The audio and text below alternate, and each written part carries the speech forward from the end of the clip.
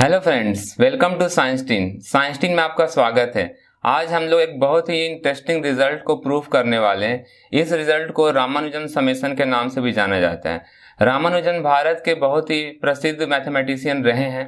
उन्होंने ये रिजल्ट पहली बार अपने एक लेटर में कैम्ब्रिज यूनिवर्सिटी के बहुत ही प्रसिद्ध मैथमेटिशियन जीएच हार्डी को प्रेजेंट किया था। उस 11 पेज के लेटर में कई रिजल्ट्स थे, कई इंटरेस्टिंग समेशंस थे, कई प्रूफ्स थे और उसी में से एक रिजल्ट था जिसको कि आज हम रामानुजन समेशन के नाम से जानते हैं। और वो क्या है? वो है, आप में से बहुत कम ही लोग ये जानते होंगे कि ये इस समेशन के बारे में जानते होंगे। ये समेशन है 1 + 2 + 3 + 4 + 5। अगर आप नेचुरल नंबर्स को इस तरीके से इंक्रीजिंग ऑर्डर में ऐड करते जाएं अप टू इन्फिनिटी, ये इस रिजल्ट का आंसर क्या आना चाहिए? तो ऑब्वियसली हमें लगता है क्या कि ये जो नंबर्स है वो इंक्रीज होते जा रहे हैं, तो इसका जो रिजल्ट का आंसर है वो इन्फिनाइट आना चाहिए, क्योंकि ये एक डाइवर्जिंग सीरीज है। डाइवर्जिंग सीरीज का मतलब होता है, सीरीज मतलब हम नंबर्स को इस तरीके से जब ऐड करते हैं तो इसको हम सीरीज कहते हैं। जब अगला नंबर पिछले नंबर से बड़ा होता जाएगा तो वो डाइवर्जिंग सीरीज हो जाएगा, और जब अगला नंबर पिछले नंबर से छोटा होता जाता है वो कन्वर्जिंग सीरीज कहलाता है। कन्वर्जिंग सीरीज के सम्स हम एस्टिमेट कर सकते हैं, जबकि डाइवर्जिंग सीरीज के जो रिजल्ट्स होते हैं वो नॉर्मली इनफिनाइट आते हैं, जो कि कैलकुलेट नहीं हो सकते। हम यहाँ पे एक्सपेक्ट करते हैं कि रिजल्ट इनफिनाइट आना चाहिए, जबकि रामानुजन ने इसके समेशन में बताया कि ये -1/12 आना चाहिए। ये हम आज प्रूव करके देखेंगे। तो इसको प्रूव करने के लिए हमें कुछ इंग्रेडिएंट्स चाहिए। उनमें से पहला इंग्रेडिएंट है, first ingredient is the Guido Grandi series.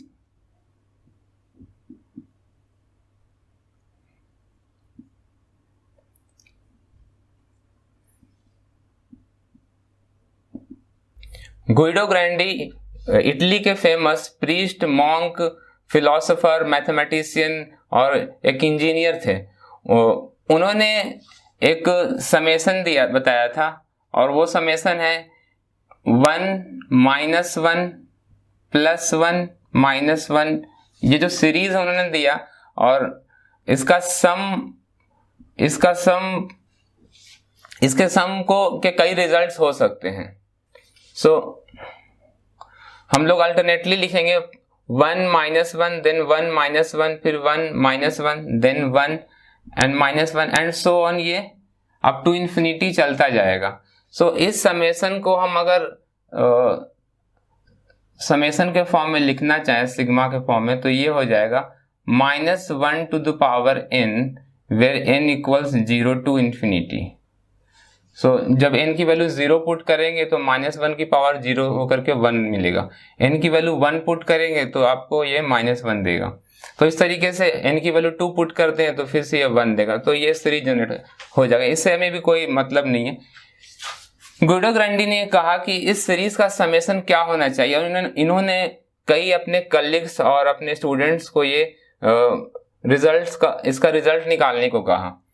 तो कईयों के कई डिफरेंट तरह के रिजल्ट थे। उनमें से शायद 16 लोग थे जिन्होंने इसका आंसर इन्फिनाइट बताया।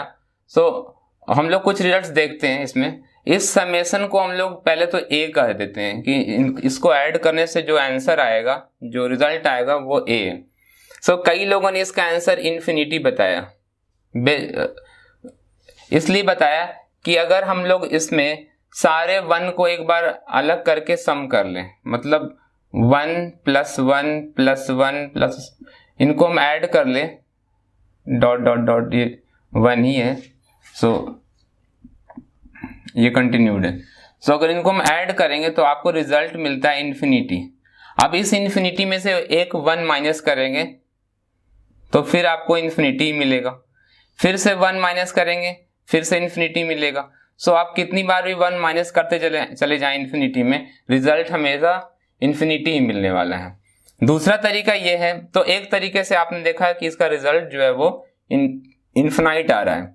अब हम दूसरे तरीके से देखते हैं कि अगर हम इन सारे 1 को एक साथ सम कर लें और इन सारे -1 को एक साथ अलग कर लें, तो ये सारे 1 हो गए, सारे -1, और इसका रिजल्ट आएगा इंफिनिटी और यहां से रिजल्ट आएगा infinity, but infinity minus infinity is not defined.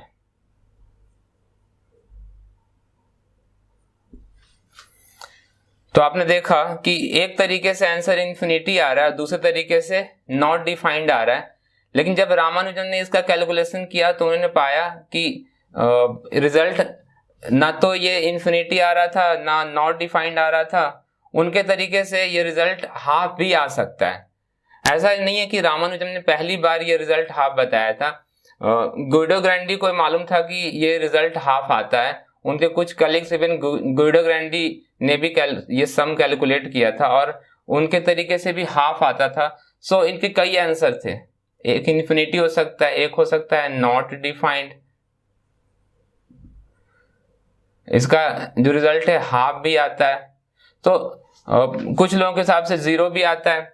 तो इसकी पूरी लिस्ट है जिसके हिसाब से इस सीरीज के कई आंसर हो सकते हैं। तो हाफ तो कोई एक्सपेक्ट नहीं करता है वैसे कि इसका रिजल्ट हाफ आएगा, कैसे आएगा, लेकिन हम अभी देखेंगे कैसे ये रिजल्ट हाफ भी आएगा।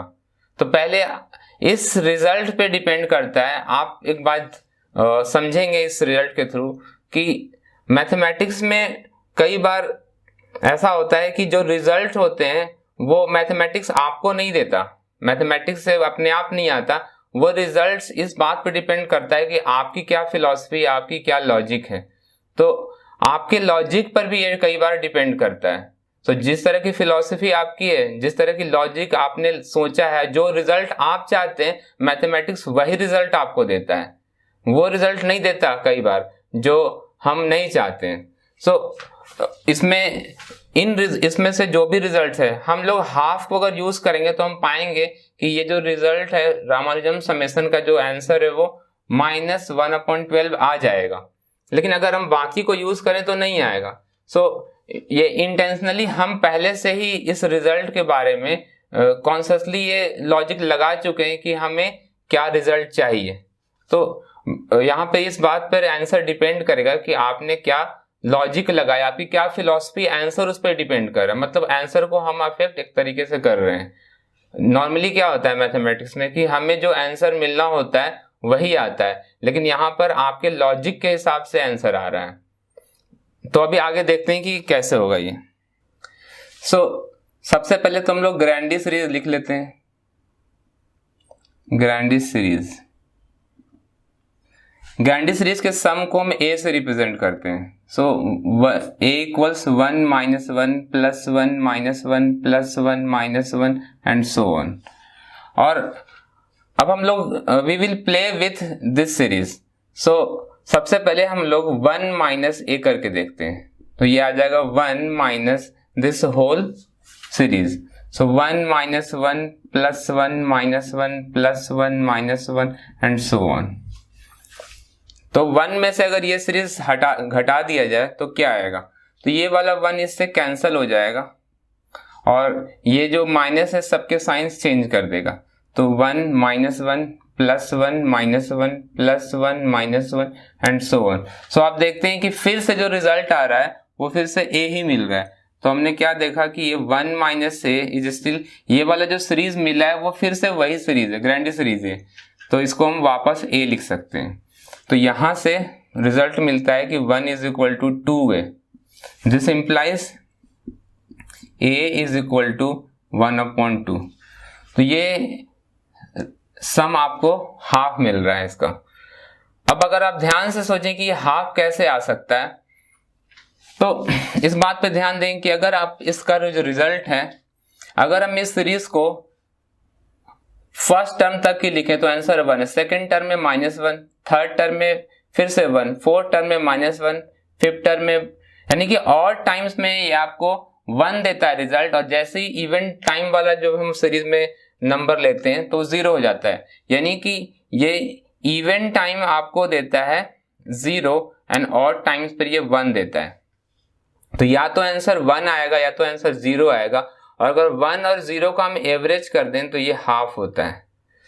तो आप ये जानते हैं कि आपको ये समझ में आ गया कि और टाइम पर ये आपको रिजल्ट 1 देने वाला है और इवन टाइम पर रिजल्ट 0 देने वाला है। लेकिन जब हम आगे चले जाते हैं तो इन्फिनिटी पर, infinity is neither odd nor even, यानी कि इन्फिनिटी पर ऑड और इवन का की जो समझ है हमारी वो खत्म हो जाती है। ऑड और इवन जैसी कोई चीज इन्फिनिटी पे एग्जिस्ट नहीं करती है, और इस वजह से हम लोग ये नहीं बता सकते कि उस समय इन्फिनिटी पर जो समेशन है वो 0 आएगा या 1 आएगा। अगर हम इसका एवरेज देखें तो हाफ आ रहा है, लेकिन यहाँ पे डायरेक्टली मान लेना कि आंसर हाफ आएगा ये लॉजिकल नहीं लगता। लेकिन इस तरीके से, जिस तरीके से हमने पहले किया है ये 1 - a करके, ये आंसर बिल्कुल अभी लॉजिकल लगता है कि हाँ इसमें कोई भी गलती नहीं है। लेकिन एक्चुअली हम ये मान कर चल रहे हैं, एक्चुअली में हो यही रहा है कि हम एवरेज ले रहे हैं।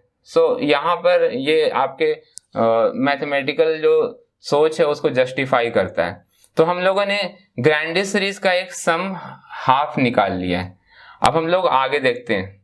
हम अब इस सीरीज को, ग्रैंडिस सीरीज से कई और रिजल्ट्स मिले, उन्हीं रिजल्ट में से एक इंपॉर्टेंट रिजल्ट है वो हम लोग अभी करेंगे। तो हमने ये जो आंसर है हाफ ऑब्टेन कर लिया है। अब हम लोग एक और सीरीज का सम निकालेंगे जो कि ग्रैंडिस सीरीज का रिजल्ट है, उसी से डिराइव किया गया। तो वो सीरीज है 1 - 2 + 3 - 4 + 5 - 6 + 7 - 8 एंड ये सो ऑन चलता जाता है। ठीक है, इस सीरीज के समेशन को हम लोग अभी b से रिप्रेजेंट कर लेते हैं। जो इसका सम करने पर आंसर आएगा, कुछ भी आ सकता है, उसको हम b एज्यूम कर रहे हैं। तो अब हम इस a में से b सब्ट्रैक्ट करके देखते हैं कि क्या आता है। हम लोगों को इसका समेशन चाहिए, तो उसके लिए हम लोग अभी a में से b जरा सब्ट्रैक्ट करके देखें कि क्या आएगा रिजल्ट। तो a - b निकालते हैं। तो पहले हम ये सीरीज a वाला लिख लें,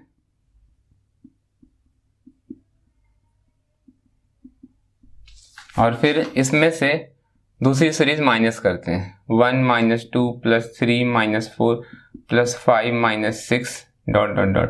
मैं आपको बता रहा था उस समय कि थोड़ी देर पहले कि सीरीज दो तरह के होते हैं, एक होता है कन्वर्जिंग और एक होता है डाइवर्जिंग। कन्वर्जिंग सीरीज जैसे कि 1 + 2, डाइवर्जिंग सीरीज जिसमें कि नंबर्स बढ़ रहे हैं, 3 + 4 + 5।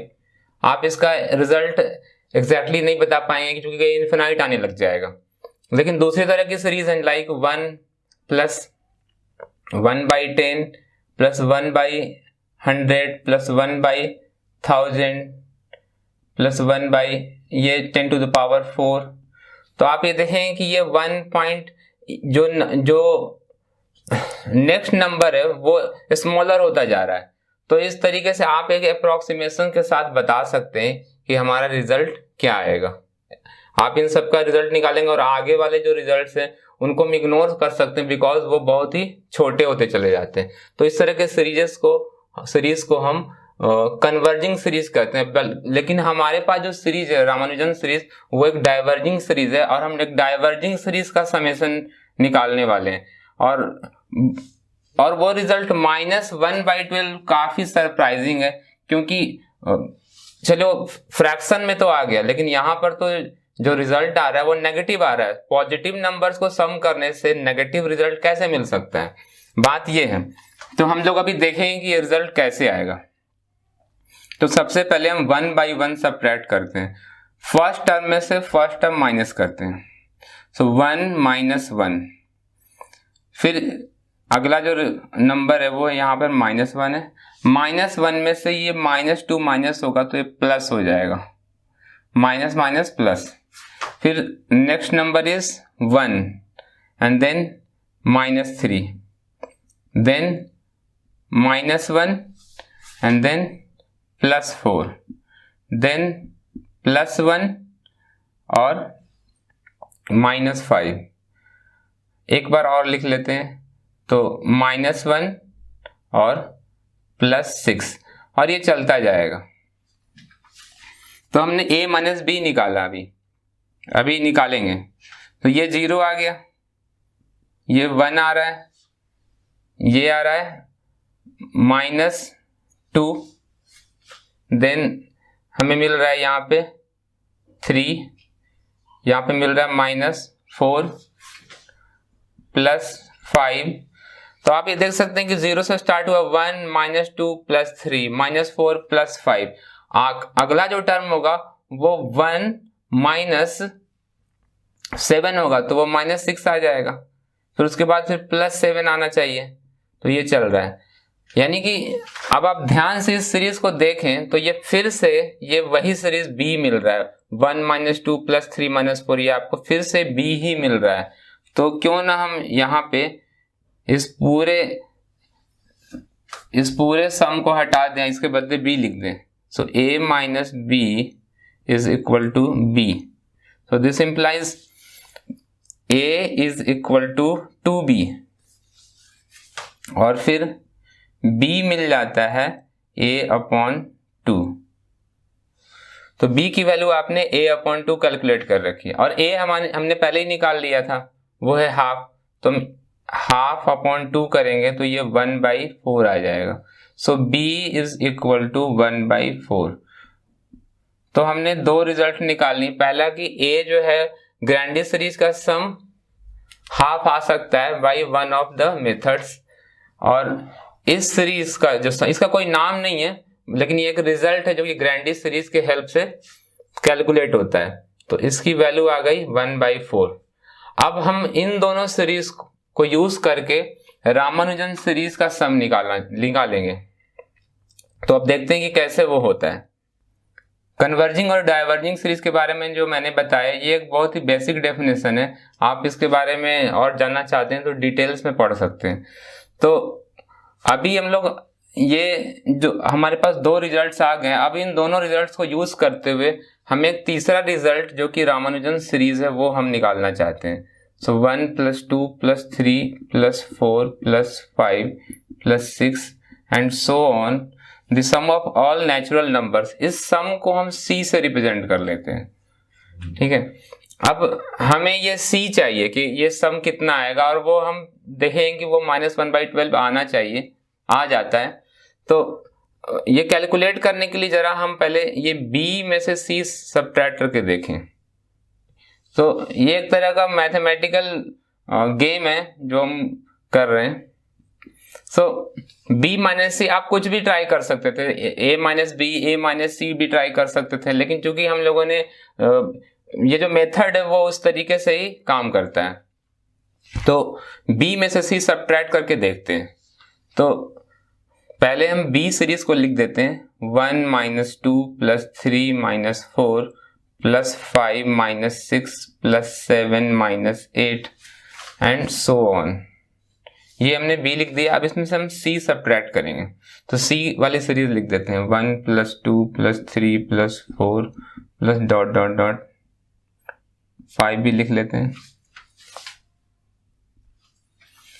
तो 1/1 हम जो मेथड पिछले स्टेप में हमने देखा था वही अप्लाई करेंगे। सो यहाँ पे 1 - 1 मिलेगा, then -2 -2, then +3 -3, then -4 -4, then +5 -5, then -6 -6 and so on. ये ब्रैकेट्स बनते जाएंगे। तो अब हम इन ब्रैकेट्स को कैलकुलेट करते हैं। तो 1 - 1 0 मिल रहा है, 2 में से 2 ये दोनों मिल करके -4 दे रहे हैं, फिर 0, देन ये जो रिजल्ट है -8 आ रहा है यहाँ पे, देन फिर 0, देन -12 एंड सो ऑन। तो आप देखेंगे कि जो नंबर्स हमारे पास आ रहे हैं ये सारे नंबर्स अगला जो नंबर आया था वो ये -6 आया, तो +7 -7 होकर 0 हो जाता, और उसके बाद फिर -8 होकर के -16 देता है ये। तो हम ये देख सकते हैं कि जो नंबर्स आ रहे हैं वो 4 के मल्टीपल्स हैं। तो क्यों ना हम इसमें से -4 कॉमन कर लें, तो ये 1 मिल जाएगा, देन ये 2 मिलेगा, फिर 3, फिर 4, और फिर अगला टर्म जो आएगा वो -20 होगा तो वो 5 भी मिल जाएगा। तो ये इस तरीके से कंटिन्यूड हो जाएगा, और ये हम लेफ्ट हैंड साइड में b - c लिख लेते हैं। तो अब अगर अब इस सीरीज को फिर से देखें तो ये फिर से ये वही c वाली सीरीज आ जाती है, ये c वाली सीरीज सेम है, तो क्यों ना इसको हम रिप्लेस कर दें c से, तो ये आ जाता है -4 × c। तो जो इक्वेशन आ रहा है वो ये है कि b - c is equal to -4c। तो हम ये कह सकते हैं कि हम c को एक तरफ ले जाते हैं, so 4c - c is equal to -b। This implies 3c is equal to -b and c is equal to -b/3। तो c हमने निकाला है -b/3, बट आपको पता है कि b की वैल्यू क्या है, b की वैल्यू 1/4 है। तो चूंकि b जो है वो 1/4 है, c निकाल सकते हैं हम -1/4/3। तो आपको c कितना मिल रहा है, -1/12। तो हमने प्रूफ किया कि ये जो रामानुजन समेशन है c वाला जो सीरीज है उसका रिजल्ट कितना आ रहा है, -1/12 आ रहा है। तो हमने देखा कि कैसे ये रिजल्ट -1/12 हम प्रूव कर चुके हैं। अब इसके बारे में हम अगर ध्यान से सोचें कि ये जो रिजल्ट है ये अगर हम नॉर्मली इसके बारे में सोचें तो आपको पता चलता है कि इसका रिजल्ट एक्चुअली -1/12 नहीं आना चाहिए, इसका रिजल्ट तो इन्फिनिटी ही आना चाहिए। तो इस -1/12 का हम क्या कर सकते हैं? जब हम मैथमेटिक्स करते हैं तो मैथमेटिक्स के कई एप्लीकेशंस हैं, और कई बार मैथमेटिकल रिजल्ट जो हमें मिलते हैं वो बहुत सरप्राइजिंग होते हैं, और हमें लगता है कि वो रिजल्ट सही नहीं हो सकते। तो पहली बार जब रामानुजन ने ये लेटर लिखा था और उसमें ये वाली सीरीज भी थी, तो G.H. हार्डी को ऐसा लगा कि या तो जिस आदमी ने ये लेटर मुझे लिखा है या तो ये कोई पागल है या फिर ये कोई बहुत बड़ा विद्वान है। हम आगे देखते हैं कि इस रिजल्ट का वन ऑफ द रिजल्ट आपको पता है कि ये इन्फिनिटी सम आना चाहिए, लेकिन अगर ये रिजल्ट -1/12 आ रहा है तो क्या इसका कोई यूजफुल एप्लीकेशन है? तो नॉर्मली मैथमेटिक्स में तो हम इसका यूज नहीं देख पाते हैं, लेकिन पहली बार चूंकि हमारे पास मैथमेटिक्स में कई रिजल्ट्स हैं ग्रैंडी सीरीज के, और उसके हिसाब से इसके आंसर बदल जाते हैं। हमारे लिए तो सारे आंसर्स सही ही हो सकते हैं। तो this is one of the answers, लेकिन हमें ये लगता नहीं कि आंसर सही होगा।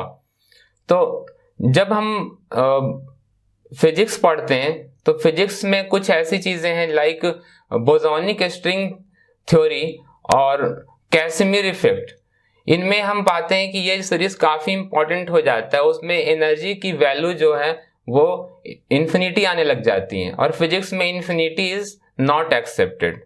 तो इन्फिनिटी आने का कोई मतलब नहीं, मतलब आपका जो रिजल्ट है वो रॉन्ग आ रहा है। अगर हम उन इन्फिनिटीज को हटाकर ये -1/12 से रिप्लेस करते हैं तो हम पाते हैं कि जो रिजल्ट आ रहा है वो बिल्कुल सही आ रहा है, और वो जो फिजिकल एक्सपेरिमेंट्स में जो रिजल्ट्स आ रहे हैं वो उनसे मैच कर रहा है।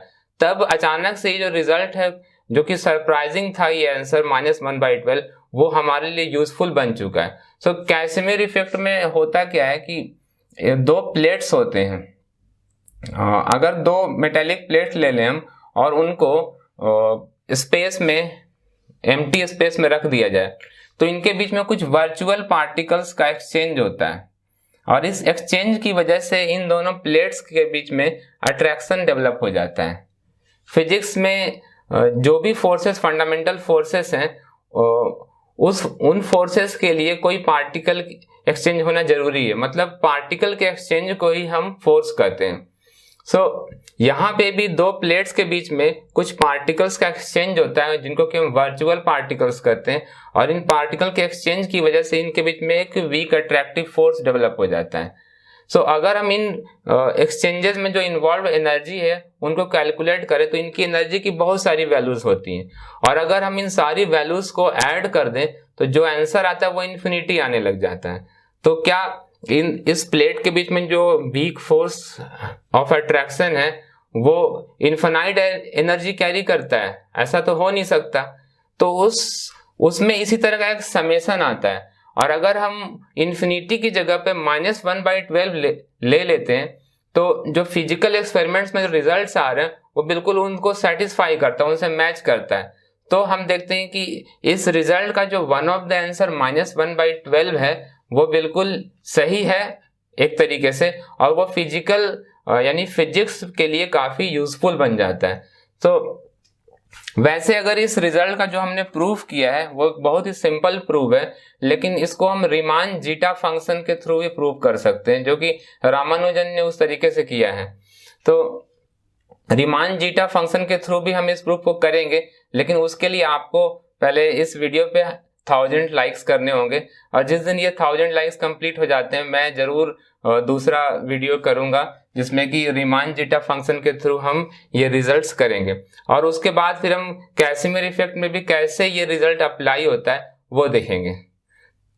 प्लीज इस वीडियो को लाइक करें, शेयर करें और हमारे चैनल को सब्सक्राइब करें, और अगर कोई डाउट है तो हम कमेंट सेक्शन में पूछ सकते हैं आप। और प्लीज हमारे इंस्टा पेज को भी फॉलो करें, उस पर भी हम कई सारे अपडेट्स दे रहे हैं जिससे कि आपको वो काफी इंटरटेनिंग लग सकते हैं। सो अगर आप इस वीडियो के लिए सेकंड सीरीज को देखना चाहते हैं तो 1000 लाइक करें और हमारे चैनल को सपोर्ट करें। Thanks for watching.